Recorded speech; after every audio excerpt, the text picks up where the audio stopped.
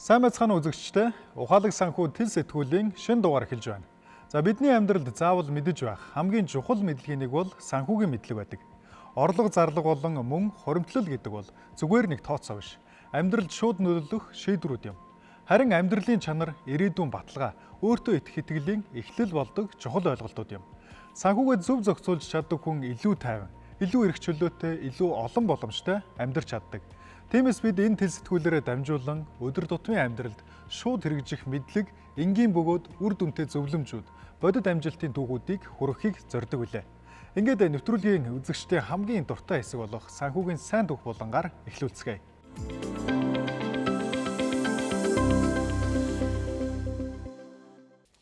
Ер нь үндэсний дээлээ сүүлийн үед их яг уламжлалт үндэсний дээлээ хүмүүстэй болчиход штеп. Яг ямар нэг нь оруулаггүй цэвэрхэн үндэсний дээлээ өмсөе гэдэг юу хийгдэж байна даа сүүлийн.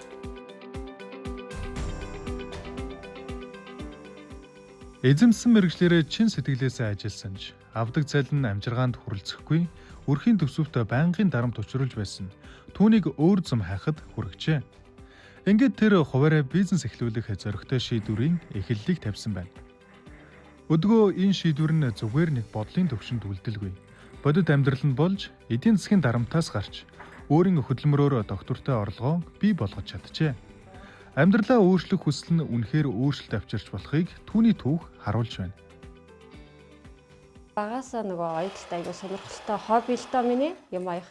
Тэгээд ажил хийхээ хажуугаар ер нь давхар дандаа аяллаа хийгээ явдаг байсан. Хүмүүсээс захиалга аваад. Тэгээд ер нь явандаа өөрийн гэсэн нэг юм урлантай тий брэнд үүсгэж хөгжүүлж явандаа гэж бодоо яваад итгээс ажиллаа хийж захта. Тэгэж явж байгаад одоо 2019 онд би яг зорж аяллаа хийгээд тэгээд нөгөө урагшаага бүгд найрамдах хятад улсын одоо Ашаа аймаг тий өөр Монголын хотуудаар нэг үзэсгэлэн худалдаа болдгийг сонсоод нэг 10 дээл аяж авал.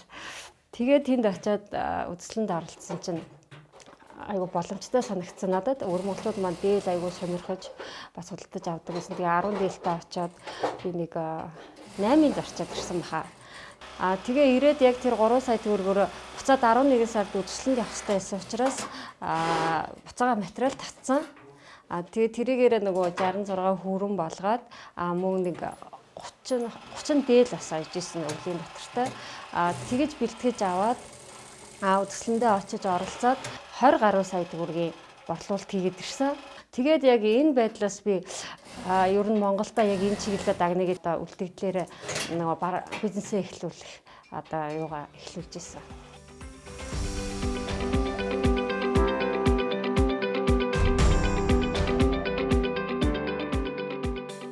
Үзэсгэлэнд ороод ирсэн чи корона олоод хил хаагдцсан байсан яг юмаа хийх гэсэн чи.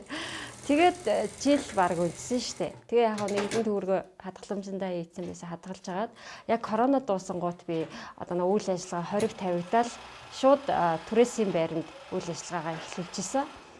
Тэгээд түрээсийн байранд яг ганцаараа гараа суугаад юм хийсэн чи нөгөө жоохон уйтгартай нэг талаасаа нөгөө талаасаа яг ганц хүний гараас ингээд юм үйлдвэрлэхэд айгаа удаан санагцсан. Тэгэнгүүт би ингээд баг болж хүмүүстэй баг болж ажиллах юм бол илүү бас боломжтой юм байна гэж бодонгууд хамт одоо ажил хийхдээ ийм ажилтан хайж эхэлсэн. Тэгээд нэг эхлээд би нэг 2 ажилтнтай болоод бид 3 ингээд дундаа одоо массаар ажил бас авч ойдог болсон. Үр дүнс рүү орж эхэлсэн л дээ. Тэгээд сүүлийн 3 жил яг энэ чиглэлээр дагнаад ганцхан өрөөнд ганцхан оёдлын машинтай сууж исэн бол өнөөдөр би 5 оёдлчинтай тэгээд ингээд 3 өрөөнд үйл ажиллагаагаа явуулаад эхэлсэн байна.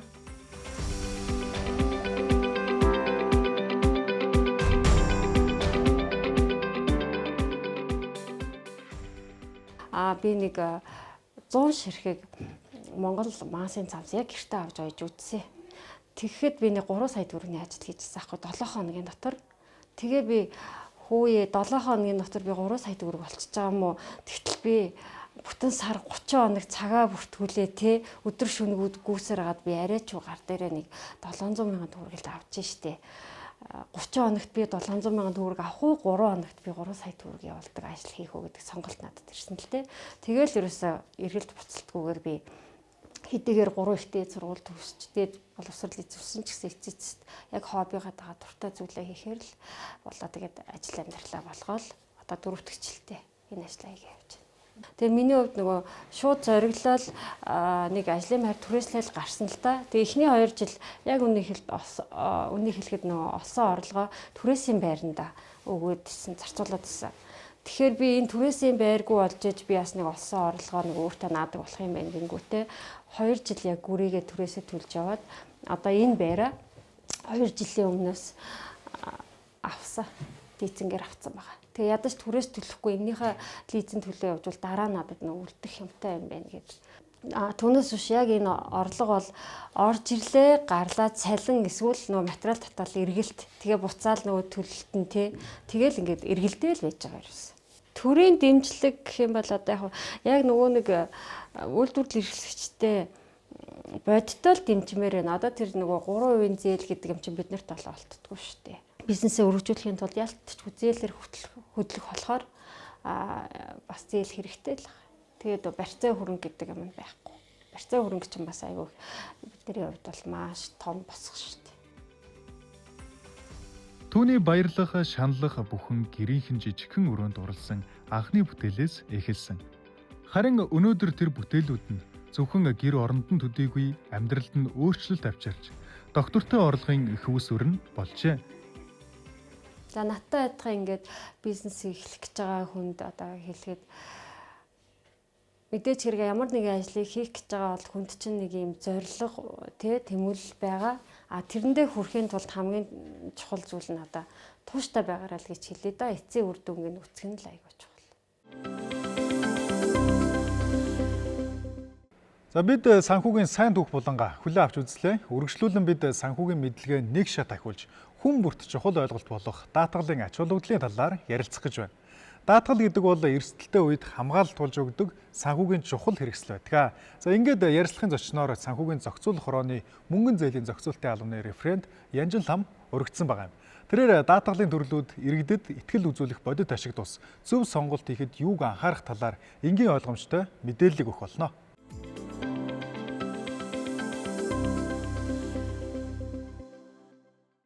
За сайн байна уу? Танд энэ өдрийн мэнд хүргэе. Сайн байна уу? Танд бас энэ өдрийн мэнд хүргэе. Бидний хэл занснаар ламбард гэж хэлээд байдаг те мөнгөн зээл олгодог эдгүү газрууд дээр хууль эрх зүйн хүрээнд бас тавигдах зохицуултыг баталсан байгаа. Энэ өөрөө ямар үр дүнтэй бэ? Ач холбогдолтой бэ гэдэг дээрээс яриа эхэллээ. За мөнгөн зээлийн үйл ажиллагааг зохицуулах тухай бол 2023 оны 3 сарын 1-ээс хүчин төгөлдөр хэрэгжиж явж байна. За энэ хуулийн маань гол зорилго болохоор мөнгөн зээлийн үйл ажиллагаа эрхлэгчдийн үйл ажиллагааг зохицуулах буюу одоо бидний хэл занснаар одоо ламбард барьцаалан зээлдүүлэх газрууд болон хуваарай зээл олгодог иргэдийн үйл ажиллагааг зохицуулах.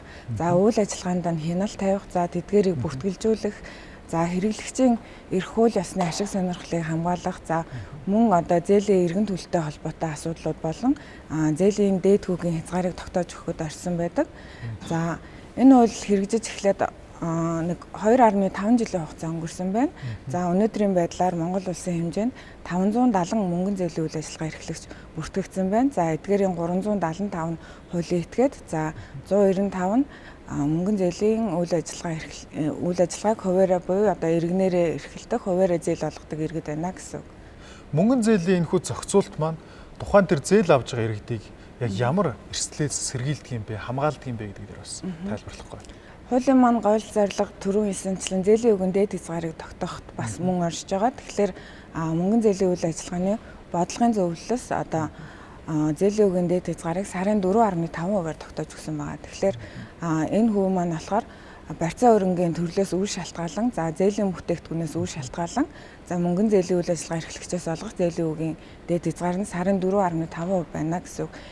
За энэ дээд хязгаар нь ямар зорилготой вэ гэхээр хэрэглэгчдийг хэд өндөр хүүтэй мөнгө хүлэлтээс за өрийн дарамтанд орохоос сэргийлж байгаа. За мөн одоо зээлийн эргэн төлөлтийн талаар зохицуултууд байгаа. За тухайлбал одоо зээлийн гэрээтэй байгууллагатай холбоотойгоор аливаа төрлийн шимтгэл хураамж авахыг хоригдсан байдаг. За мөн алдан тооцоохыг хоригдсан байдаг. За мөн хүүг урдчилж авахыг бол хоригдсан байгаа. Тухайн иргэн маань зээл авч байгаа бол юун дээр илүү сайн анхаарах хэрэгтэй юм бэ? Үүнээсээ үүдээд сайн мдэггүйгээсээ болоод түгээмэл гардаг алдаанууд нь бас юу гэдэг юм бэ? За юун дөрөнд хэрэглэгчд маань зээлийн гэрээтэйгээ тухайлан танилцах хэрэгтэй. Тэгэхээр одоо түрүүн ярьсан зээлийн үгийн дээд хязгаарын хэмжээнд байна уугүй юу? За мөн танаас одоо өөр зээл олгохтой холбоотой нэмэлт төлбөр, шимтгэл хураамж авахар заагдсан байна уу? За алдан тооцоогоор заагдсан байна уу?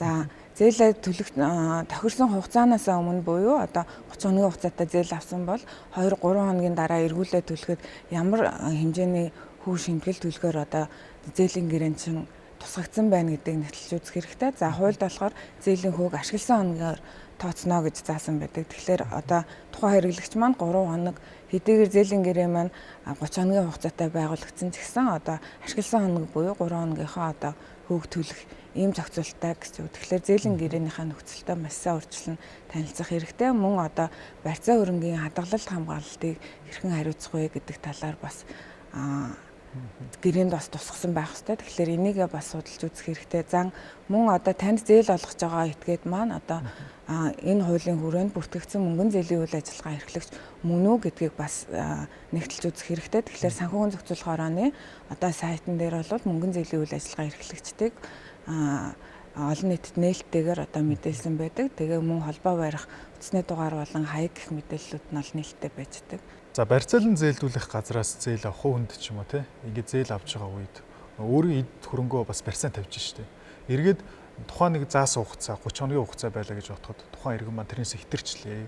Эргээд авах гэтэл нөгөөх нь аль эрт хугацаанд дууссан учраас дараагийн үндэ очсон те зарагдсан ч юм ийм асуудал үүсээд эргээд ийм маргааны шинжтэй зүйлүүд бас үүсдэг байх л та. Үүн дээр гардаг тэгвэл алдаа нь юу байдаг вэ? Юун дээр яаж ирхэн эрсдлээс сэргийлэх юм бэ? За ер нь мөнгөн зээлийн үйл ажиллагаа эрхлэгчид маань гэрээний хугацаа дууссан тохиолдолд одоо хэрэглэгчтэй гэрээний хугацаа дууссан талаар мэдээлэл хүргэх хэрэгтэй байдаг. За гэрээний эрх хэрэгжүүлэх мэдээллийг хүргэх хэрэгтэй байдаг. За энэ мэдээллийг хүргэснээс хойш 14 хоногийн хугацаанд хүлээгээд ингээд 15 дахь хоногоос нь тухайн барьцаа хөрөнгийг худалдан борлуулах эрх нь мөнгөн зээлийн үйл ажиллагаа эрхлэгчид маань үүсдэг байгаа. За тэгэхээр түрүү ярьсанчлан зээлийн гэрээндээ танд хэрхэн одоо энэ мэдээллийг хүргэх ёстой вэ? Ямар утасны дугаар хаягаар хүргэх вэ гэдгээ бас сайн тохиролцох шаардлагатай. За тэгээд өгсөн хаяг утасны дугаар дээрээ өөрөө бас байж ирсэн мэдээллийн дагуу одоо нөгөө газартайгаа харилцаа холбоотой байх шаардлагатай. Одоо энэ мөнгөн зээлийн үйл ажиллагаа зохицуулах тухай хуулиар эдгээр мөнгөн зээлийн үйл ажиллагаа эрхлэгчид маань одоо бүртгэлтэй болсноороо за энэ хуулийн хүрээнд үйл ажиллагаагаа явуулна.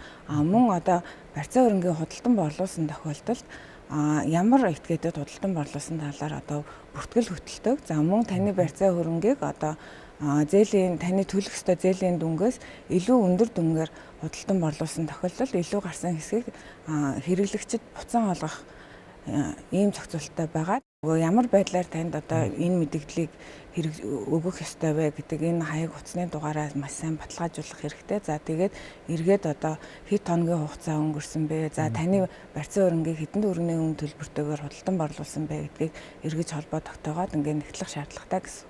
За зарим тохиолдолд хүмүүсийн нэг юм нийтлэг мэдэхгүйгээсээ гардаг алдаа байж магадгүй нэ. Барьцаалан зээлдүүлэх газар болон банк ба санхүүгийн байгууллага хоёрын гаргаж байгаа тэр үйлчлэгээний хувьд мэдээж өөр байгаа. Мөн цаг хугацаа тэр бүх зүйлсүүд бол ялгаатай байгаа учраас үүн дээр ер нь яаж анхаарах юм бэ? Өөр байгаа тэр ялгаатай байгаа зүйлийг бас хэлж өгөхгүй та. Барьцаалан зээлдүүлэх газраас зээл авсан тохиолдолд бол та бол гэрээг бичлээ очиж байгуулах байгаа. За тэгээд гол төлөв одоо энэ хүү зээл маань богино хугацаатай зээл байдаг учраас барьцаа хөрөнгөөр баталгааждаг. За банк санхүүгийн байгууллагын тухайд бол ихэнх төрлийн зээлүүд маань одоо финтек төрлийн зээлд шилжчихсэн. Тэгэхээр та зайнаас буюу аппликейшнаар одоо аппликейшны тусламжтайгаар онлайн зээлийг авах боломжтой байгаа. За маш их баярлалаа танд.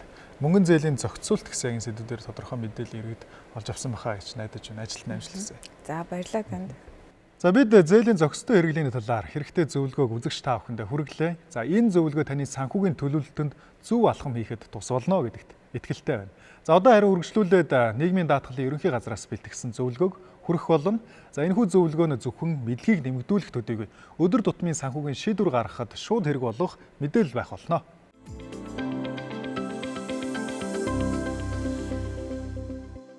Нийгмийн даатгалын ерөнхий газраас хүргэж байгаа зөвлөгөө болон маань эхэлж байна. За өнөөдөр та бүхэндээ даатгуулагчийн шимтгэл төлж ажилласан хугацааг хэрхэн тодорхойлдог талаар мэдээлэл хүргэе. Тэгэхээр даатгуулагч маань нийгмийн даатгалын одоо хэлбэрийн хувьд албан жургаар болон сайн дураар даатгалт хамрагдаж байгаа. Албан журмын даатгуулагчийн хувьд бол өмчийн бүх хэлбэрийн аж ахуй нэгж байгууллагатай хөдөлмөрийн гэрээр ажиллаж байгаа даатгуулагч албан журмаар нийгмийн даатгалтаа хамрагдаад энэ шимтгэл төлсөн хугацааг даатгуулагчийн шимтгэл төлсөн хугацаанд оруулан тооцож байгаа. За сайн дурын даатгуулагчийн хувьд бол та нийгмийн даатгалын байгууллагатай гэрээ байгуулад хизээ гэрээ байгуулсан тэр хугацаанаас хойш сайн дурын даатгалтаа хамрагдаж байгаа хугацааг энэ даатгуулагчийн шимтгэл төлж ажилласан хугацаанд оруулан тооцдог байгаа. За тэгвэл нийгмийн даатгалын ерөнхий хууль зааснаар даатгуулагчийн ямар хугацааг шимтгэл төлснөөр тооцогддог юм бэ гэдэг мэдээлэл хүргэе. Нэгдүгээрт энэ 91 оны 7 дугаар сарын 1 хүртэлх хугацаанд даатгуулагчийн ажил хөдөлмөр эрхэлж исэн хугацааг шимтгэл төлснөөр тооцдог байх нь.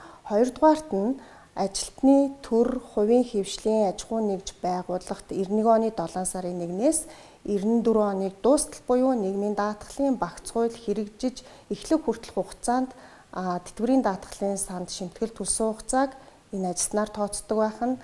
Дараагийнх нь Монгол улсын иргэний 95 оноос өмнөх цэргийн алба хаасан хугацааг мөн бас нийгмийн даатгалын шимтгэл төлснөөр тооцно. Дараагийн нэг зохицуулт нь 95 оноос өмнө ажилласан хугацааг тодорхой хууль тогтоомжийн дагуу нөхөн төлсөн хугацааг бас тооцож байна. За түүнчлэн тэтгэврийн даатгалын шимтгэлийг 10-аас доошгүй жилд шимтгэл төлж ажилласан даатгуулагч эхийн шимтгэл төлж ажилласан хугацааг хүүхэд бүрийн тоогоор нэмэгдүүлэх зохицуулт хэрэгжүүлж байна. За дараагийн нэг зохицуулт нь нийгмийн даатгалын сангаас өндөр насны тэтгэвэр тогтоолох даатгуулагчийн цэргийн алба хаасан хугацааг 1 жилийг тэтгэврийн даатгалын шимтгэл төлсөн 1 жил 6 сараар тооцдог байх нь байна. Даатгуулагчийн дипломат албаны тухай хуульд заасны дагуу цаг уурын хүнд нөхцөлд ажилласан 1 жилийг 1 жил 6 сараар тооцож шимтгэл төлсөн хугацааг тодорхойлж байна. Тэгэхээр даатгуулагч маань одоо нийгмийн даатгалд хамрагдсан бүхий л хугацааг шимтгэл төлж ажилласан хугацаанд тооцож байгаа. За тэгвэл өндөр насны тэтгэвэр тогтоолох даатгуулагчийн одоо нийгмийн даатгалын шимтгэл төлж ажилласан хугацааг тооцохдоо нийгмийн даатгалын байгууллага 95 оноос өмнөх хугацааг тухайн даатгуулагчийн ажил хөдөлмөр эрхэлж байсныг нотлох хөдөлмөрийн дэвтэр, хөдөө аж ахуйн нэгдлийн гишүүний дэвтрийг үндэслэн ажилласан хугацааг тооцож байна. Гэхдээ эдгээр дэвтрүүд нь тухайн үед мөрдөж исэн заавар журмын дагуу бичигдсэн тохиолдолд энэ дэвтрээр энэ ажилласан хугацааг тооцож байна. За одоогийн мөрдөж байгаа энэ нийгмийн даатгалын багц хууль маань 95 оноос мөрдөж эхэлсэн учраас тэр хугацаанаас хойш шимтгэл төлж ажилласан бүх хугацаа маань шимтгэл төлсөн хугацаанд оруулан тооцдог байгаа. За мөн түүнчлэн нийгмийн даатгалын ерөнхий хуульд зааснаар ажил олгогч даатгуулагчийн үүргийг бол тодорхой зааж өгсөн. Тэгэхээр ажил олгогч маань ямар үүрэгтэй юм гэхээр тухайн ажил олгогч даатгуулагчид цалин тавьж олгосон тохиолдолд тухайн цалин хөлснөөсөө нөгөө нийгмийн даатгалын даатгуулаад шимтгэлийг төлөх үүрэгтэй. Магадгүй одоо тухайн даатгуулагчийн тодорхой хугацааны шимтгэл одоо төлөгдөөгүй тохиолдолд нөхөн төлөх зохицуултыг бас хуулиар зохицуулж өгсөн.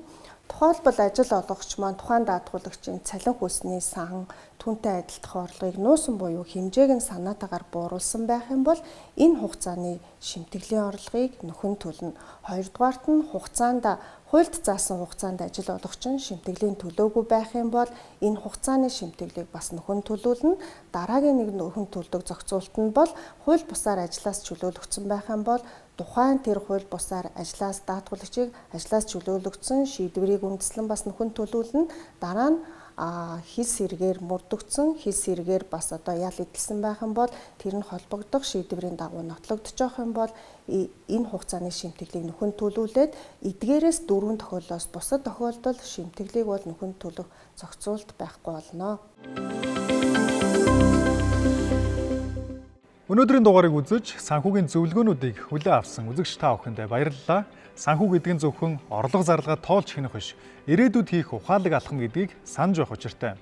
Өдөр тутмын санхүүгээ зөв төлөвлөж, зээлээ зөв ашиглаж, хадгаламж болон хөрөнгө оруулалтаа урт хугацааны төлөвлөгөөтэй хандах нь таны ирээдүйн амжилтыг баталгаажуулах түлхүүр байх болно. Эдгээр зөвлөгөөнүүдийг амьдралдаа хэрэгжүүлж, санхүүгийн мэдлэгээ улам нэмэгдүүлээрэй. Хамт байсан үзэгч та бүхэндээ баярлалаа. Дараагийн дугаараар дахин уулзцгаая.